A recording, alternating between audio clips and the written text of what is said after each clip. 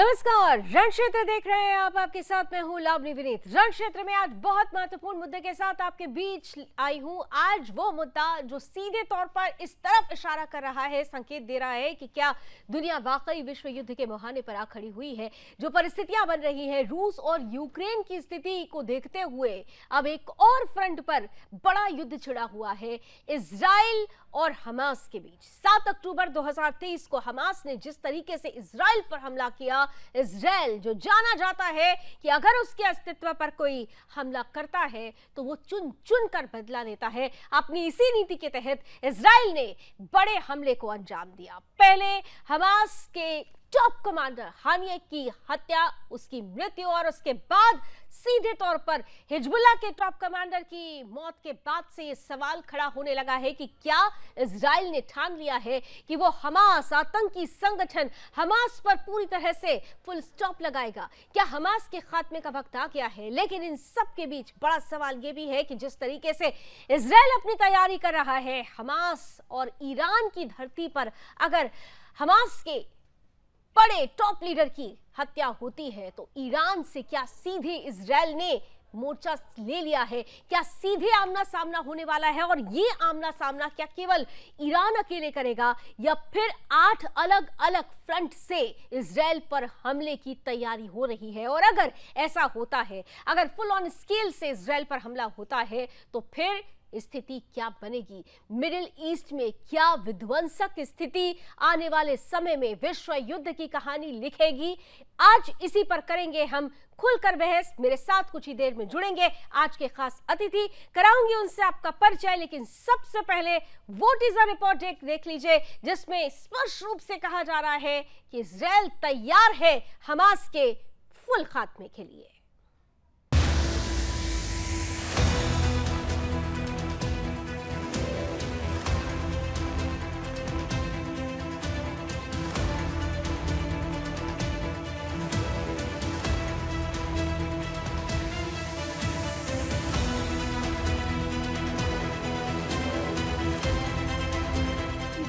Iran एक दूसरे के खिलाफ लंबे समय से छद्म युद्ध में लगे हुए हैं। वर्तमान में तेहरान में हमास नेता इस्माइल हानिया की मौत ने इन दोनों देशों के बीच जारी युद्ध को एक नए आयाम तक पहुंचा दिया है, जिसके लिए ईरान ने इजराइल को जिम्मेदार ठहराया है और इजराइल से बदला लेने की कसम खाई है। जिसके बाद ईरान की इस कसम ने आने वाले समय में दोनों देशों के बीच भयंकर युद्ध के आसार पैदा कर दिए हैं। तो वहीं दूसरी ओर इजराइल द्वारा मारे गए हिजबुल्लाह कमांडर फुआद शुकर की मौत से हिजबुल्लाह भी इजराइल पर भड़का हुआ है।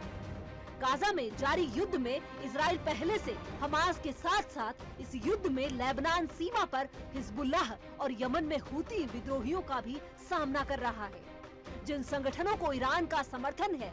और ऐसे में ये माना जा रहा है कि इजराइल को चौतरफा घेरने के लिए ईरान इन समूहों को अपने साथ जोड़ सकता है। और ऐसे में ये स्थिति इजराइल और ईरान के बीच संघर्ष के एक नए चरण के शुरुआत की ओर इशारा कर रही है। तो वहीं दूसरी ओर इजरायली युद्ध को ईरानी हमले के लिए तैयार कर रही है, यानी ये तय है कि ईरान पलटवार करेगा और जिस पर इजराइल की जवाबी कार्रवाई भी दिलचस्प होगी, जहां हो सकता है कि इजराइल अपने एक वार से अपने सभी दुश्मनों का खात्मा कर दे। और इस युद्ध पर रक्षा विश्लेषकों का कहना है कि हिजबुल्लाह के पास करीब 1,50,000 रॉकेट जमा है। इजराइल पर हमला करने के लिए उसके पास लड़ाकों की बड़ी तादाद है। और इस युद्ध में इजराइल के खिलाफ ईरान और हिजबुल्लाह के साथ साथ हूती विद्रोही भी शामिल है। ऐसी स्थिति में कभी युद्ध ना कर हारने वाले इजराइल के लिए ये परीक्षा की घड़ी है। और ऐसे में देखना दिलचस्प होगा कि आखिर इस बार इजराइल कैसे अपने दुश्मनों का दमन करता है। Bureau report, Sudarshan.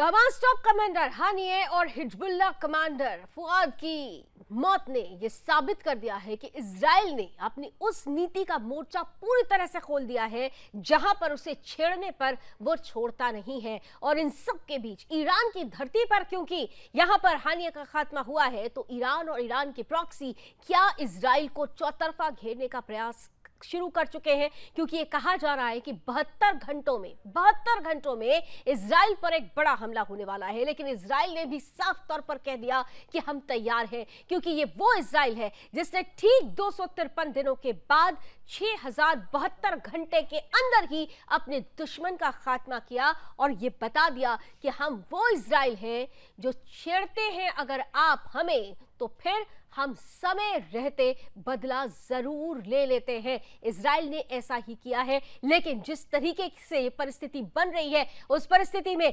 भारत की तरफ से खास तौर से लेबनान में एडवाइजरी जारी की गई है। लोगों को सुरक्षित ठिकानों पर जाने के लिए कहा गया है। एयर इंडिया ने अपनी फ्लाइट्स को तेल अवीव के लिए 8 अगस्त तक के लिए उड़ानों को रोक दिया है। इन सब के बीच इजराइल और ईरान प्रॉक्सी के बीच में जो युद्ध छिड़ने वाला है, उस युद्ध में किसकी जीत किसकी हार होगी, या एक बार फिर से इजराइल अपनी धमक और चमक को दुनिया के सामने रखेगा। आइए इसी पर करते हैं खुलकर बात। हमारे साथ दो बड़े एक्सपर्ट्स, देश के जाने माने दो बड़े एक्सपर्ट्स जुड़ रहे हैं। स्वागत करते हैं, जाने माने डिफेंस एक्सपर्ट हैं retired lieutenant general Sanjay Kulkarni sir हमारे साथ जुड़ चुके हैं।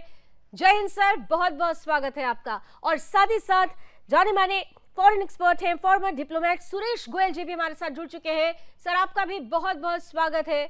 मैं शुरुआत करती हूं कुलकर्णी सर आपके साथ, क्योंकि जो परिस्थिति बनी हुई है, हम हर बार एक सवाल बार बार करते हैं कि क्या विश्व युद्ध आने वाला है, और अगर ऐसा नहीं है तो फिर ये जो 72 घंटा है वो इजराइल के लिए कितना टफ होने वाला है।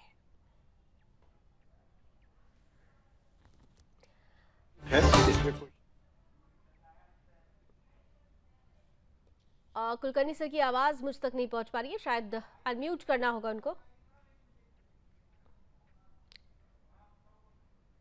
जी कुलकर्णी सर प्लीज कंटिन्यू। हाँ ओके, तो मैं जैसे कह रहा था कि स्थिति काफी नाजुक है, वॉलेटाइल सिचुएशन है।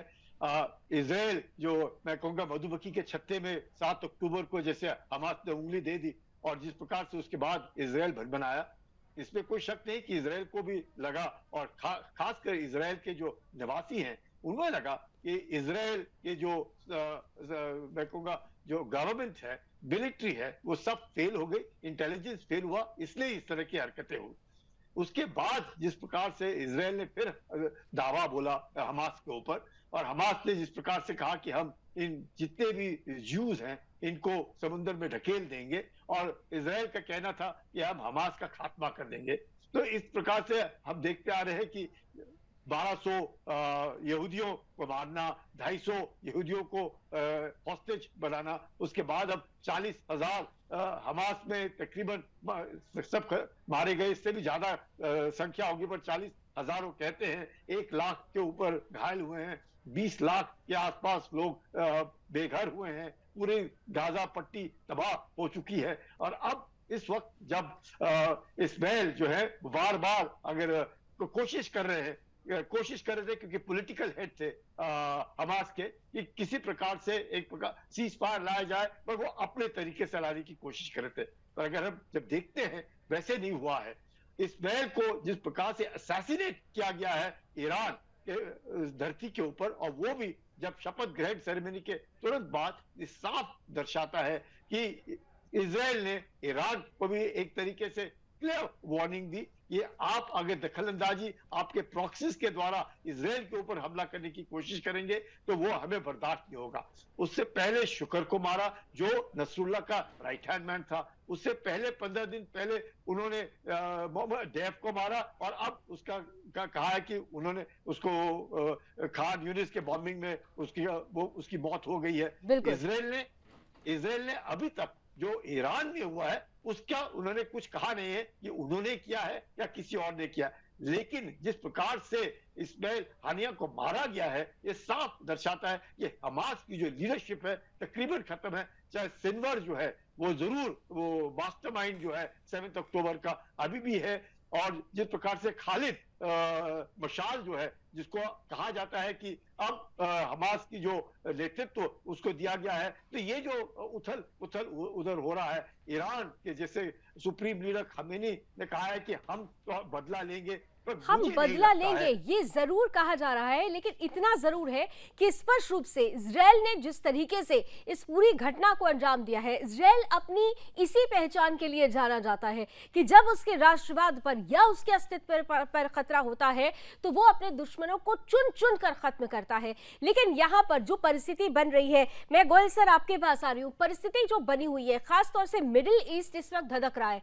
ये कहा जा रहा है कि इजराइल पर अब 8 अलग अलग फ्रंट से फुल स्केल हमला होने वाला है, और अगर मिडिल ईस्ट के ये जो तमाम देश है, वो चाहे ईरान के साथ साथ जो उसके प्रॉक्सीज है, खासतौर से अगर मैं लेबनान की बात करूं, यमन की बात करूं, सीरिया की बात करूं, बहरीन की बात करूं, ये अगर मिलकर हमला करते हैं तो मिडिल ईस्ट में इस वक्त स्थिति क्या बनेगी और उसका कितना बड़ा प्रभाव दुनिया पर पड़ेगा? गोयल सर।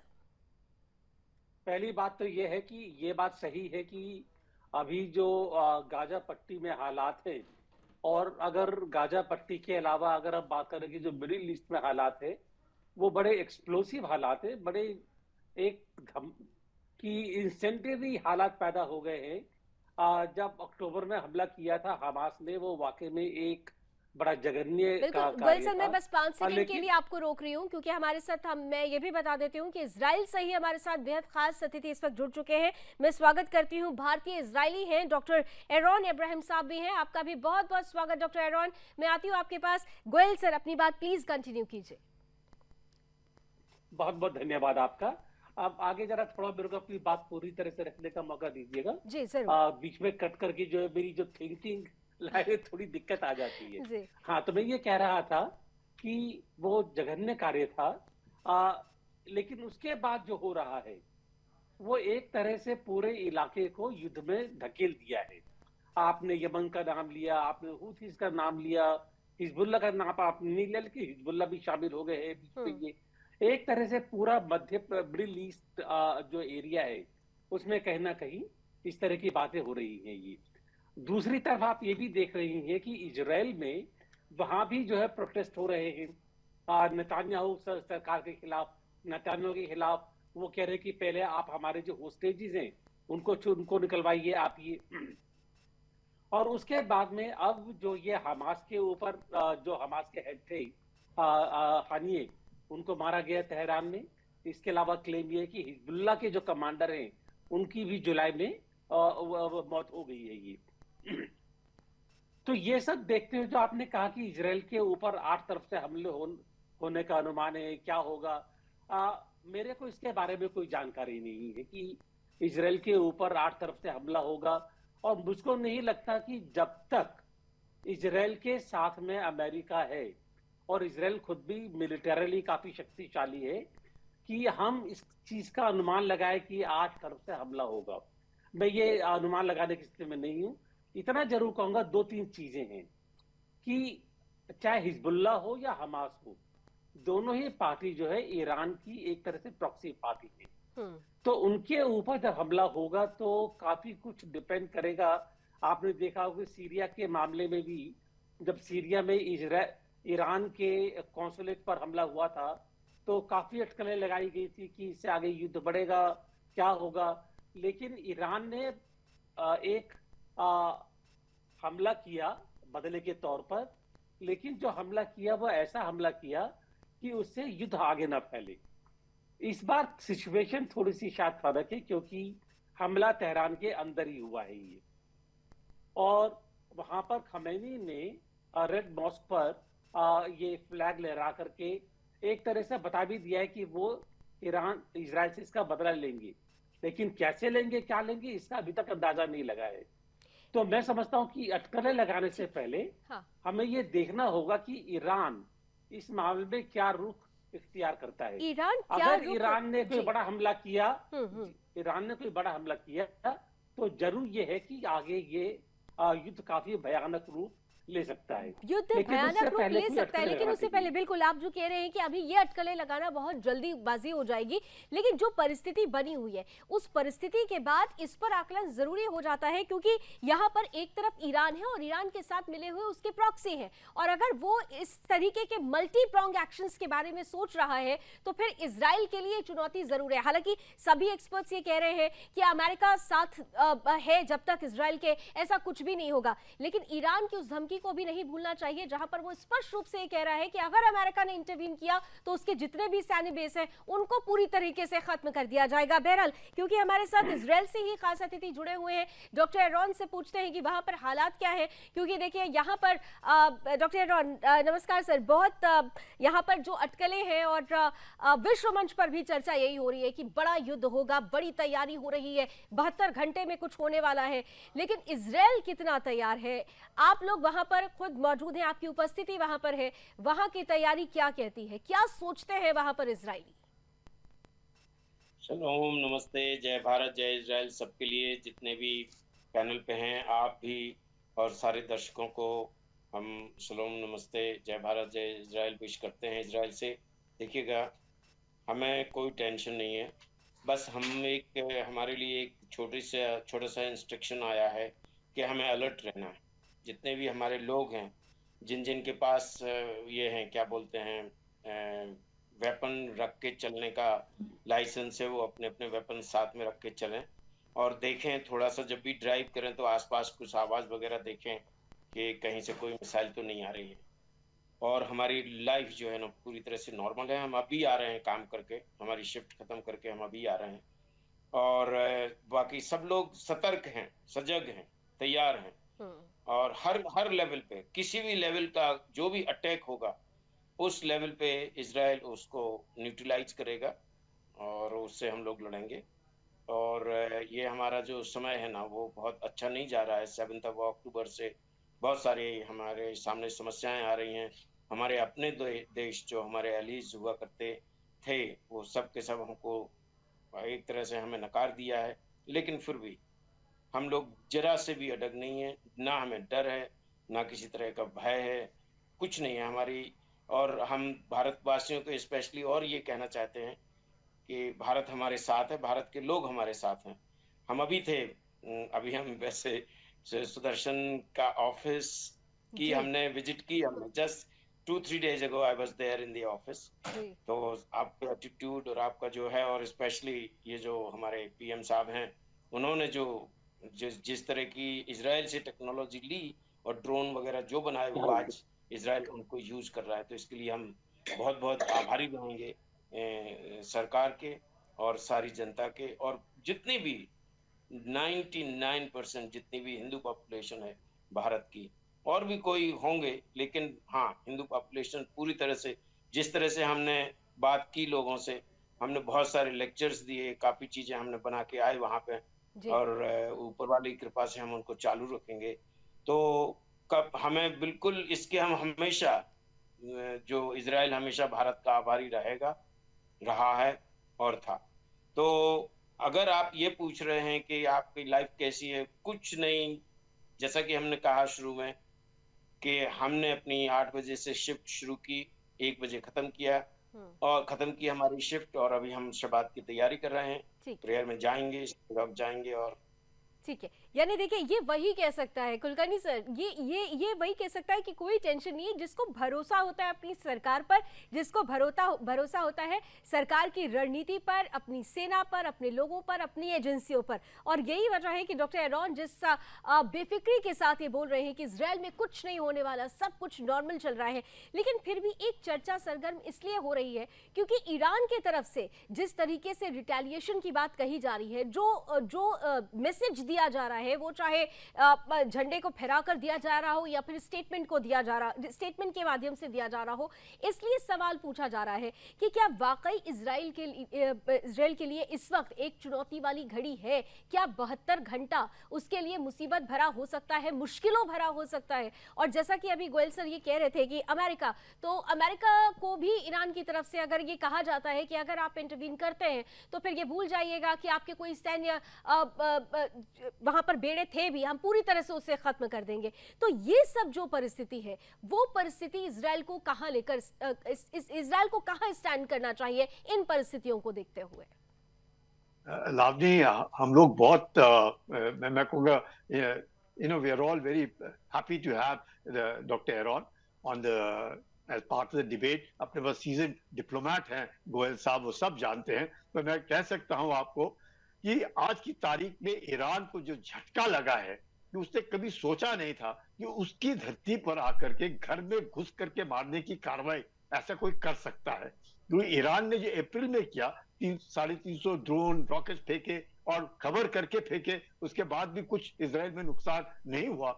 और जिस प्रकार से इजराइल ने फिर स्ट्राइक किया ईरान के ऊपर, तो ईरान के ये प्रॉक्सीज हैं। और जितने भी, अगर आप देखें, लीडरशिप जो है, हमास की लीडरशिप को जबरदस्त झटका पहुंचा है, उनके पॉलिटिकल हेड मारा गया है। ऑफ कोर्स वहां पे ये नहीं है कि यही है लीडरशिप, ऐसे इंडिस्पेंसेबल नहीं है, कोई ना कोई आएगा, कोई ना कोई हमास की लीडरशिप लेगा, इसमें कोई शक नहीं। हिजबुल्लाह का आप देखिएगा, नसरुल्लाह का राइट हैंड मैन मारा गया है। और यहाँ पे आप शपथ ग्रहण समारोह होता है, उसके तुरंत बाद इस तरह की कार्रवाई करना, चाहे वो आर्टिफिशियल इंटेलिजेंस के द्वारा हो या एक आईडी एक्सप्लोसिव लगाया गया हो, आर्टिफिशियल इंटेलिजेंस के द्वारा रिमोट कंट्रोल से उसको उड़ाया गया हो, उनका आदमी अंदर है जिसने उनकी मदद की, उड़ाया गया हो, जैसी भी हो, लेकिन ये जरूर ईरान को लगा होगा कि ऐसे हाई प्रोफाइल जोन के अंदर कोई घुस करके मारा है, तब ईरान के पास क्या चारा रहा सिवाय हल्ला करने के। इसलिए उनके सुप्रीम लीडर खमेनी ने क्या कहा, जैसे आपने ठीक कहा, एक लाल झंडा मस्जिद के ऊपर लहरा दिया, ये कहने के लिए कि हम तैयार हैं। इजराइल ने भी उनको कह दिया हम भी तैयार हैं, देखिए क्या हो जाए, दो दो हाथ देखते क्या होता है करके। मुझे नहीं लगता है कि इस वक्त ईरान अपने, जरूर अभी तक इतने 10 महीनों में, क्या ईरान ने एक्सेप्ट हुए अप्रैल में जो उसने 350 ड्रोन और मिसाइल डायरेक्ट अटैक किया, उससे पहले अपने प्रॉक्सीज के द्वारा ही कार्रवाई करा रहा है, चाहे वो हुदी हो, चाहे हिजबुल्लाह हो या फिर हमास हो। तो डायरेक्ट एक्शन कहीं हो नहीं रहा। इजराइल क्या है ये सब समझते हैं। मोसाद, जिसका जरूर रेपुटेशन पे असर पड़ा था, क्योंकि 7 अक्टूबर को जो हुआ, तो उसके बाद जो इन्होंने अभी किया करके दिखाया, जैसे आप कह रहे 72 घंटे के अंदर कहां से कहां ले गए।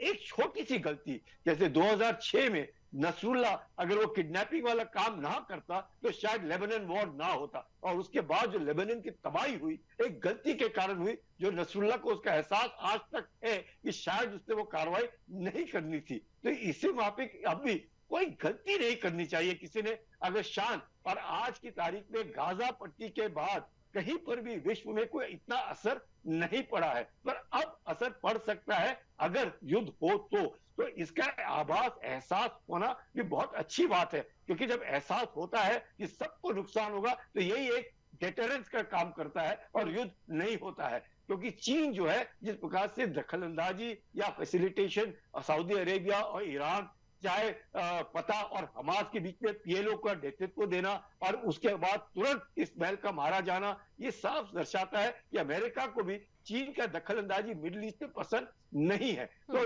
अमेरिका भी अपना दिखा रहा है कि हमें पसंद नहीं है, और चीन को भी आगाह कर रहा है, इजराइल ने ईरान को भी आगाह किया है। इस प्रकार से जो बातें बड़ी बड़ी हो रही थी, हम आपको समुद्र में फेंक देंगे, उधर से बात हो रही थी हम आपका खात्मा कर देंगे, तो कोई किसी का खात्मा नहीं करेगा, कोई समुद्र में नहीं फेंक सकता है। तो इजराइल ने दर्शा दिया है और दिखा दिया है कि हमारे साथ, हम ये मत समझिए हम कमजोर हैं, आप 7 फ्रंट खोले, आप 8 फ्रंट खोले, हम सारे फ्रंट को लेकर के दिखाएंगे। और वो भरोसा कहां से आ रहा है? अमेरिका से आ रहा है, और अमेरिका उनको भरोसा दे रहा है। चाहे अमेरिका लेबनान के ऊपर भी दबाव डाल रहा है और इनडायरेक्टली ईरान के ऊपर भी दबाव डालेगा, वो सिर्फ डिप्लोमेसी के द्वारा। ये आप ये सब हड़के रहिए, चाहे जुडिशियल रिफॉर्म नेतन्याहू को उनको पसंद ना हो बाइडेन, लेकिन जिस प्रकार 52 बार एक स्टैंडिंग ओवेशन मिलता है किसी को अमेरिका के अंदर, ये दर्शाता है कि जो नेतन्याहू है, चाहे कुछ भी हो, एक तरीके से अमेरिका का वो खुद ही कह रहे हैं कि हम आपकी लड़ाई लड़ रहे हैं।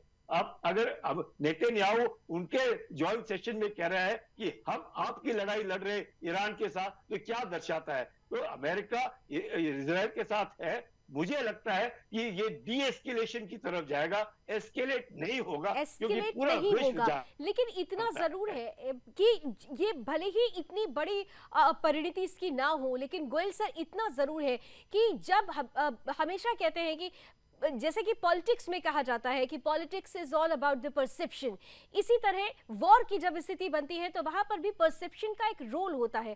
ठीक है, अभी डायलॉग्स चल रहे हैं, एक दूसरे को स्टेटमेंट दिए जा रहे हैं, कुछ संकेत दिए जा रहे हैं, लेकिन इतना जरूर है कि उससे तनाव बढ़ा है, और अगर ये तनाव बढ़ रहा है तो पूरी दुनिया के परिप्रेक्ष्य में कितना बड़ा ये असर दिखाएगा, और भारत के परिप्रेक्ष्य में भी खास तौर से, क्योंकि हम भारतीय हैं, उसमें ज्यादा हम दिलचस्पी रखेंगे कि दुनिया के साथ साथ भारत के परिप्रेक्ष्य में भी कितना प्रभाव पड़ेगा इसका।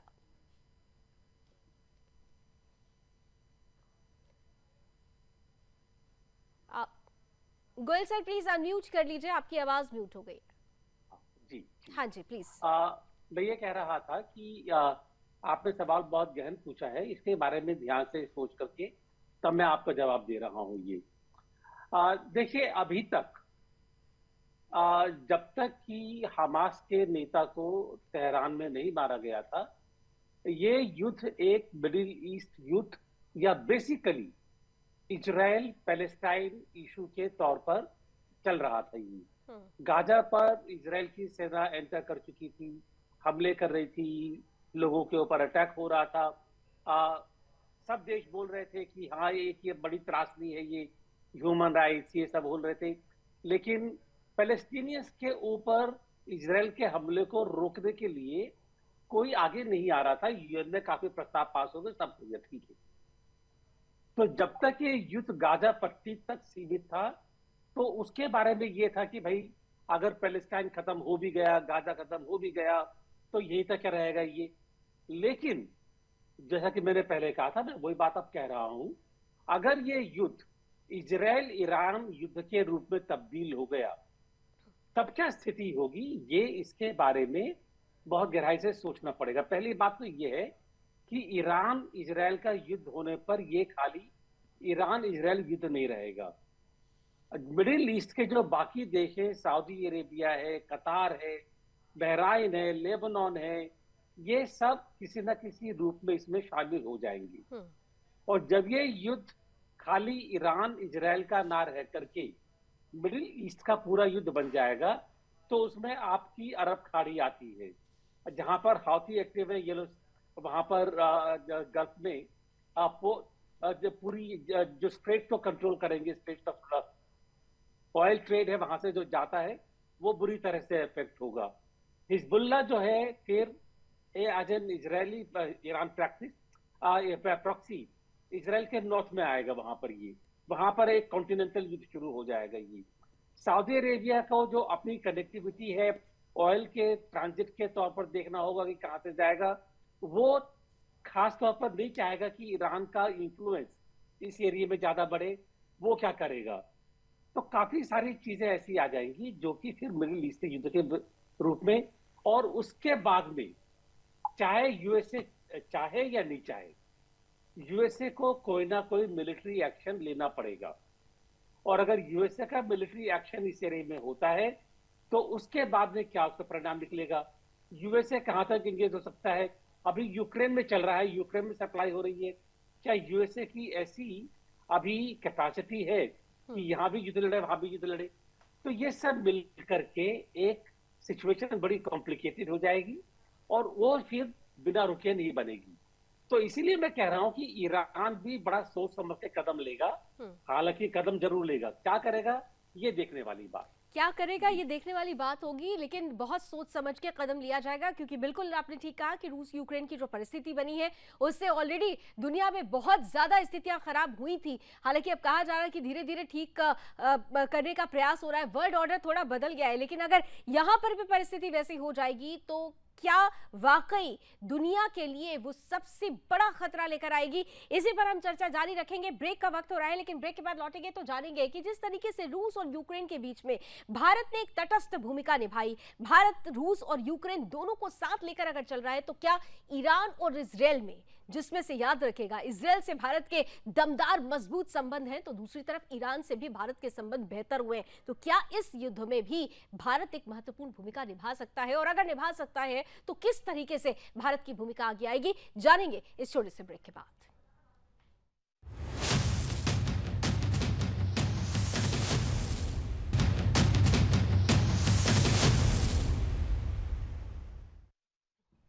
तो क्या खूंखार आतंकी संगठन हमास के खात्मे का वक्त आ गया है, क्योंकि जो परिस्थितियां बन रही है, इजराइल ने यह ठान लिया है कि 7 अक्टूबर 2023 को हुए हमले को वो भूला नहीं है। 1200 लोग मारे गए थे, 250 के लगभग लोगों का अपहरण हुआ था। जो ब्रुटैलिटी दुनिया ने देखी थी, इसके बाद से इजराइल ने यह ठान लिया था कि हमारे लोगों को अगर छेड़ा है तो हम छोड़ने वाले नहीं। और यही वजह है कि ठीक 253 दिनों के बाद एक बड़ा बदला लेने की शुरुआत की गई है। लेकिन ये शुरुआत जो ही है, इसमें अगर ईरान की सरजमी पर हमास के टॉप कमांडर को मारा जाता है तो सीधे तौर पर अब ईरान और इजराइल का आमना सामना होने वाला है। और अगर ये परिस्थिति बन रही है तो ये परिस्थिति कितनी खतरनाक होगी, इसी पर हो रही है बात। सीधे चलते हैं अपने पैनलिस्ट के पास और डॉक्टर एरोम के पास जरा आते हैं, क्योंकि डॉक्टर एरोम, आपने साफ तौर पर देखिए, दोनों हमारे एक्सपर्ट्स बातें कह रहे हैं कि देखिए चीजें डिपेंड करेगी कि किस तरीके से एक्शन के बाद रिएक्शन होगा, इस पर सब कुछ डिपेंड करेगा। लेकिन फिर भी इजराइल की अपनी तैयारी है। इजराइल में जो लोग मौजूद हैं, आपने कहा कि कोई टेंशन नहीं है, लेकिन वहां पर चाहते क्या हैं लोग? क्या वाकई, जैसा कि नेतन्याहू बार बार कहते हैं कि बदला लेना होगा, कि और बदला इसलिए भी जरूरी है ताकि आने वाली पीढ़ियों की सुरक्षा सुनिश्चित की जा सके, क्या हर एक इजरायली भी यही सोचता है, यही सोच रखता है?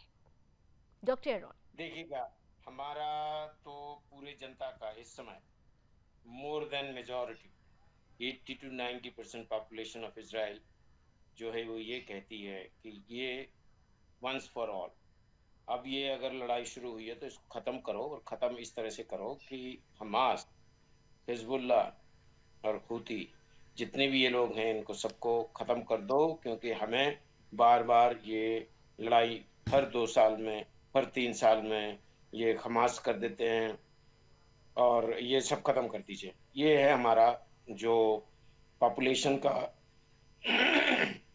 जी, ये पॉपुलेशन का पूरा। और जहाँ तक राजनीतिक वो है, हमारे प्राइम मिनिस्टर नेतन्याहू की गवर्नमेंट बहुत स्ट्रांग है। अभी कई जगह छुटपुट को लोग कहते हैं, और स्पेशली ये जो फैमिलीज हैं जिनके हॉस्टेजेस हैं, वो फैमिलीज बहुत प्रेशराइज कर रही हैं कि भाई दोबारा इलेक्शन करवाइए। लेकिन उसकी कोई ज़रूरत नहीं है। सबको मालूम है कि दोबारा इलेक्शन के लिए हमारे पास ना तो पैसे हैं और ना टाइम है, और ये गवर्नमेंट जो है ना पूरी मेजॉरिटी की है। तो आप अगर हमसे ये प्रश्न करते हैं कि एक इजरायली सिटीजन होने के नाते हम क्या सोचते हैं, हम नहीं, हमारी पूरी मेजॉरिटी ये सोचती है। और ये अभी इसलिए कोई मतलब कोई ऐसी ज़्यादा बात नहीं हो रही है मिस्टर नेतन्याहू के अगेंस्ट। बस उनको ये दिया हुआ है कि आपको ये हमास को हमेशा के लिए ख़त्म करना, हमास को हमेशा के लिए खत्म करना है। कुलकर्णी सर, आपके पास आ रही हूँ। देखिए, ये तो तय है कि हमास ने जिस तरीके से 7 अक्टूबर को हमला किया था, जो दरिंदगी दिखाई गई थी, जो तस्वीरें दुनिया के सामने आई थी, सबने गाजा में हुए हमले का जिक्र तो लगातार होता रहा, लेकिन इजरायलियों के साथ जो हुआ, उनके साथ वो ह्यूमैनिटी की बात हर कोई गाजा के साथ करता रहा, लेकिन इजरायलियों के साथ जो हुआ उस पर ज्यादा खुलकर नहीं बोला गया। और यही वजह रही कि इजराइल ने अपने अस्तित्व, अपनी राष्ट्रवाद के लिए अपनी रेखा खुद खींच रखी है। दुनिया क्या सोचती है, क्या बोलती है, इससे मतलब नहीं है। अगर हमें छेड़ रहे हो तो हम छोड़ेंगे नहीं, इसी नीति पर आगे बढ़ना है। लेकिन इस परिस्थिति में जो बात जिस तरीके से हो रही है भारत के परिप्रेक्ष्य में, रूस यूक्रेन में भी हमने देखा कि भारत ने एक तटस्थ भूमिका निभाई। हालांकि रूस के साथ हमारे संबंध ज्यादा प्रगाढ़ है। अभी प्राइम मिनिस्टर ने जिस तरीके से रूस का दौरा किया, जो परिस्थितियां सामने आई वो दुनिया ने देख ली, लेकिन इसका मतलब ये कतई नहीं था कि यूक्रेन से हमारे संबंध खराब है। यूक्रेन को भी भारत पर ही भरोसा था। ठीक इसी तरह इजराइल और ईरान की अगर मैं बात करती हूँ, इजराइल से हमारे जो संबंध है वो बहुत ज्यादा स्ट्रांग है, लेकिन ये कहना भी गलत नहीं होगा कि ईरान से भी हमारे संबंध धीरे धीरे मजबूत हो रहे हैं। तो क्या इस युद्ध में भी ये जो परिस्थिति बनी है, युद्ध वाली जो परिस्थिति हो सकती है, उसमें भारत की कोई निर्णायक भूमिका हो सकती है? देखिएगा, भारत की निर्णायक भूमि बहुत अहम है, इसमें कोई शक नहीं। आप देखिएगा 1.34 करोड़ जो एनआरआई हैं, उसमें तकरीबन 65% हमारे एनआरआई यानी कि 80 लाख से ऊपर मिडिल ईस्ट में है। $100 बिलियन के आसपास रेमिटेंस है, $100 बिलियन का ट्रेड है। जीसीसी के साथ तकरीबन 10% का जो ट्रेड है वो भारत के साथ है। हम देख रहे हैं कि चीन किस प्रकार से मिडिल ईस्ट में घुस रहा है, ये कि भारत को वहां से डिसलॉज करने के लिए। हमारे रिश्ते जो है इजराइल के साथ बहुत अच्छे हैं, हमारे रिश्ते फिलिस्तीनियों के साथ भी बहुत अच्छे हैं, हमारे रिश्ते यूक्रेन के साथ भी बहुत अच्छे हैं और हमारे रिश्ते रशिया के साथ भी बहुत अच्छे हैं। आप देखिएगा कितने मेडिकल स्टूडेंट्स और कितने लोगों को वहां से हमने लाने का पूरा प्रयास किया। रशिया ने भी मदद की, यूक्रेन ने भी मदद की, नहीं तो वो बच्चे सारे कैसे आ सकते थे वहां से। तो इसको देखते हुए अगर हम देखें, इसमें कोई शक नहीं कि भारत जो है एक तरीके से बहुत अहम भूमिका निभा सकता है। ईरान के साथ देखिएगा आज का जो बजट है उसमें भी हम लोगों ने चाबार पोर्ट के लिए हमने रखा हुआ है पैसा कि ये जो पोर्ट है अपना, उसके इस्तेमाल कैसे किया जाए और किस प्रकार से हमारे संबंध जो ईरान से पारंपरिक संबंध है उनको किस तरीके से और बढ़ाया जाए। तो हमारे संबंध बहुत अच्छे हैं, ईरान के साथ भी, यूक्रेन के साथ भी, रूस के साथ भी, इजराइल के साथ भी और मिडिल ईस्ट में सबके साथ। लेकिन हम आतंक के बरखिलाफ हैं, इसमें कोई शक नहीं। आतंक का कोई मजहब नहीं होता, आतंक होता है और उसके बरखिलाफ भारत खड़ा है और भारत खुद इसका एक शिकारी है। और कौन शिकार करे तो पाकिस्तान। अगर आप देखते हैं अगर आतंक का सौदागर कौन है तो पाकिस्तान है। तो हम जानते हैं कि हम किसी के विरुद्ध नहीं है, लेकिन हम पूरे विश्व भर में हमारा एक स्टैंड है कि हम आतंक के विरुद्ध खड़े हैं और हम आतंक के बरखिलाफ लड़ेंगे, इसमें भी कोई शक नहीं है। तो ऐसे इसमें और इजराइल से हमें काफी कुछ सीखने को मिलता है। हमारा डिफेंस कोऑपरेशन है, हमारा एग्रीकल्चरल कोऑपरेशन है और टेक्नोलॉजिकल कोऑपरेशन है। तो इजराइल से सीखने को भी मिलता है, इजराइल से ये भी सीखने को मिलता है कि कितनी खराब परिस्थिति क्यों ना हो, कुछ भी आपके बरखिलाफ आप किस प्रकार से एक नेतृत्व और पूरा देश मिल करके किस तरीके से कितने ही दुश्मन हो उनके आप अपने आप अस्तित्व को मिटने नहीं देंगे। तो ये भी एक सीखने को मिलता है, क्योंकि हम भी अपने भारत में देख रहे हैं कि किस प्रकार से आतंक धीरे धीरे करके फैल रहा है, किस प्रकार से भारत के अंदर ही जो लोग हैं उस आतंक के साथ और दुश्मन के साथ एक बात तो क्लियर है कि भारत ने आतंक और आतंकवादियों के खिलाफ जिस तरीके से खुलकर उनका विरोध किया है हर मंच पर कि आतंक के खिलाफ लड़ाई अंतिम क्षण तक जारी रहेगी, वो इस परिस्थिति में भी खास तौर से ईरान को भी ये समझाने का प्रयास करेगा कि हमास के साथ जुड़ना मतलब आतंकी संगठन के साथ जुड़ना है। लेकिन सवाल ये है कि क्या ईरान वाकई इस चीज को समझ पाएगा। ईरान की जो प्रॉक्सीज है खासतौर से इजराइल के लिए जो लगातार खतरा बने हुए हैं उनको लेकर ईरान अगर भारत इसमें इस तरीके की तटस्थता की बात करेगा तो क्या ईरान उस बात को समझ पाएगा, ये महत्वपूर्ण होगा। लेकिन इन सबसे अलग डॉक्टर एरॉन सबसे महत्वपूर्ण बात यह है कि देखिए फिर से कहते हैं ना घड़ी की टिक टिक टिक आगे बढ़ रही है, 72 घंटे से अब 48 घंटे होगा, 48 से 24 घंटे होगा। इतना तो जरूर है कि ईरान चुप नहीं बैठेगा, जैसा हमारे दोनों एक्सपर्ट्स ने कहा। डॉक्टर सुरेश गोयल जी शायद हमारे साथ अभी नहीं है, लेकिन उन्होंने भी साफ तौर पर यह कहा था कि देखिए ऐसा तो हो ही नहीं सकता कि ईरान चुप बैठेगा, कुछ ना तो कुछ कहेगा ही कहेगा। ऐसे में खास तौर से कुछ एडवाइजरीज जारी की गई है आप लोगों के लिए। ये कहा गया है कि बंकर्स बनाए जा रहे हैं और उसमें आप लोगों को ठहराने के लिए कहा गया है। ये परिस्थिति जो है क्या थोड़ा सा पैनिक क्रिएट कर सकती है? भले ही अभी आप कह रहे हैं कि बहुत रूटीन में सब कुछ चल रहा है, लेकिन तैयारियों के मद्देनजर अगर ये परिस्थिति होती है तो क्या पैनिक जैसी सिचुएशन हो सकती है? डॉक्टर एरॉन देखिएगा, अभी आपको हम बता दें 13 अप्रैल का जो हुआ था ना अटैक, उसका आप कह रहे हो ना बंकर वगैरह, हमारे जो हम छोटे से शहर में रहते हैं, हमारी हर बिल्डिंग में बंकर है।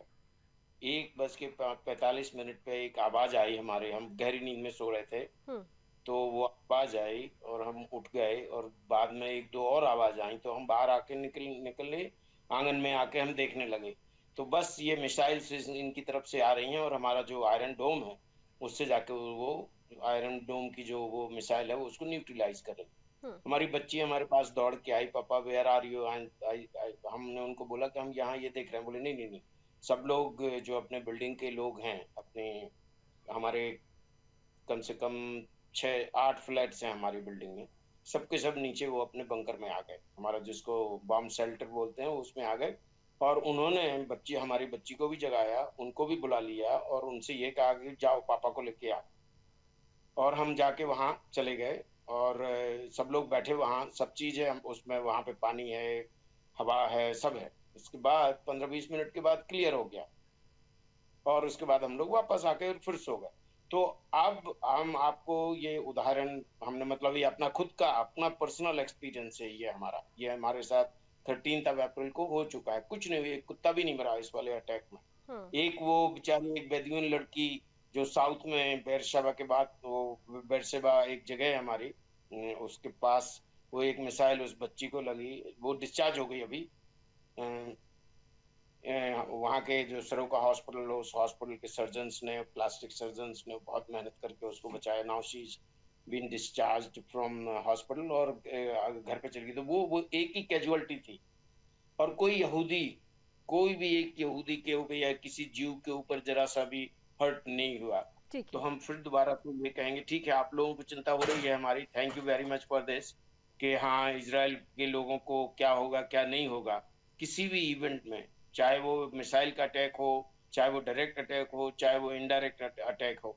इजराइल की गवर्नमेंट यहाँ पे सबको, सारे सिटीजन्स को अच्छे से रखती है और अगर वो नहीं रखे तो रखती है। और ये विश्वास, ये बात, ये आपका विश्वास ये बता रहा है कि सरकार और सेना के प्रति आपकी कितनी ज्यादा आपका भरोसा है, जो ये इस बेफिक्री के साथ इस बात को कह रहे हैं। और मुझे लगता है कि बहुत जल्दी से 22 कुलकर्णी सर, मुझे लगता है कि ये इजराइल के लिए अब न्यू नॉर्मल होने वाला है, क्योंकि जिस तरह से मोर्चा इजराइल ने ले लिया है, तो इतना तो जरूर है कि ईरान आज हो सकता हो थोड़ा हमला हो, फिर आगे कुछ और हमले हो, क्योंकि इजराइल ने ठाना हुआ है कि हमास को खत्म करना है पूरी तरीके से। जैसे कि डॉक्टर एरॉन भी कह रहे हैं कि एक बार हो जाना चाहिए, हमास को खत्म कर देना चाहिए। तो मुझे लगता है कि अब इजरायलियों के लिए ये जो परिस्थिति होगी वो न्यू नॉर्मल होने वाली है आने वाले समय के लिए, और इसीलिए वो बहुत बेफिक्र है, क्योंकि आधार भरोसा है, विश्वास है। देखिएगा, एक और हम बात कह दें, अब इसके बाद अगर ईरान ने इजराइल के ऊपर डायरेक्ट अगर हमला किया तो ईरान का एग्जिस्टेंस भी डाउटफुल हो जाएगा। ईरान का एग्जिस्टेंस भी डाउटफुल होगा। डॉक्टर कुलकर्णी, बड़ी बात कही है डॉक्टर एरॉन ने। देखिएगा, जिस प्रकार से उन्होंने पूरा डिस्क्राइब किया है कि वो किस तरीके से रहते हैं, और हम देखिएगा भारत में कोई बंकर नाम की चीज हमें मालूम ही नहीं है, हम आराम से रहते हैं। पर इजराइल ने कितने अपने सब नागरिकों को हमेशा 1948 से लेकर के आज तक तैयार करके रखा है। तो इजराइल के नागरिक जो है, यहूदी जो है, हर एक यहूदी के लिए इजराइल जो है कितनी मेहनत करके यकीन करता है कि कुछ भी हो जाए उनको कुछ नहीं होना चाहिए। मुझे लगता है इसमें कोई शक नहीं, ईरान भी एक बहुत पुरानी सभ्यता है, ईरान भी इस तरह के कदम नहीं उठाएगा जिससे कि उसकी ही सभ्यता के ऊपर आंच आ जाए। ईरान ही एक ऐसा पूरे विश्व भर में एक शिया मुल्क है जो शिया नेतृत्व करता है, और ईरान ही एक ऐसा मुल्क है जो आज तुर्की के साथ टक्कर ले रहा है, सऊदी अरेबिया के साथ भी टक्कर ले रहा था, आज दोस्ती जरूर बनी है। तो एक इस्लाम में भी एक नेतृत्व का की एक बहुत बड़ी ओढ़ है कि नेतृत्व कौन करेगा, एर्दोगान करेंगे या फिर ईरान करेगा या फिर सऊदी अरेबिया करेगा। तो इस नेतृत्व की लड़ाई भी है, शिया सुन्नियों के बीच में जो अनबन है उसको शायद छोड़ करके एकजुट होकर के वो यहूदियों से लड़ने की कोशिश करेंगे, या उनको लगता है कि अमेरिका देखता रहेगा? ऐसे नहीं है। आज की तारीख में अगर ब्लिंकन देखें तो उनके जो सेक्रेटरी ऑफ स्टेट है वो खुद यहूदी हैं। आप जेलेंस्की को देखिए, वो खुद यहूदी है। जिस प्रकार से आप कमला हैरिस को देखिएगा, वो खुद उन्होंने यहूदी से शादी की। तो ये जो पूरा एक मैं कहूँगा एक इकोसिस्टम है, उस इकोसिस्टम में न्यूयॉर्क में और पूरे अमेरिका में यहूदियों के लिए बहुत जबरदस्त प्रेम और प्यार है, क्योंकि टेक्नोलॉजी में, इकोनॉमी में उनका बहुत बड़ा योगदान है। इसलिए सहयोग भी बहुत प्रगाढ़ है। चलिए, बहुत बहुत धन्यवाद, आप सभी हमारे साथ जुड़े। कुल मिलाकर ये स्थिति जो बनी हुई है, वो स्थिति ये बताती है कि हमास का खात्मा बहुत जल्द करीब आ चुका है, क्योंकि हमास ने खास तौर से उसे छेड़ दिया है जो शुरू से ही चारों तरफ से अपने दुश्मनों से घिरा रहा, लेकिन आज तक उसके अस्तित्व पर हाथ डालने वाले बचे नहीं हैं। मोसाद जिसके पास हो, आप समझ सकते हैं कि वो देश कितनी ज्यादा सुरक्षित हाथों में है, और खास तौर से दृढ़ संकल्प के साथ, विल पावर के साथ निर्णायक भूमिका निभाने वाला ये देश एक बार फिर तैयार है अपने दुश्मन का खात्मा करने के लिए। तैयार है, तत्पर है, सजग है। बहुत बहुत धन्यवाद एक बार फिर से हमारे साथ जुड़ने के लिए। रण क्षेत्र में अभी बस इतना ही। देश और दुनिया की तमाम खबरों के लिए आप जुड़े रहिए सुदर्शन न्यूज के साथ। जय हिंद।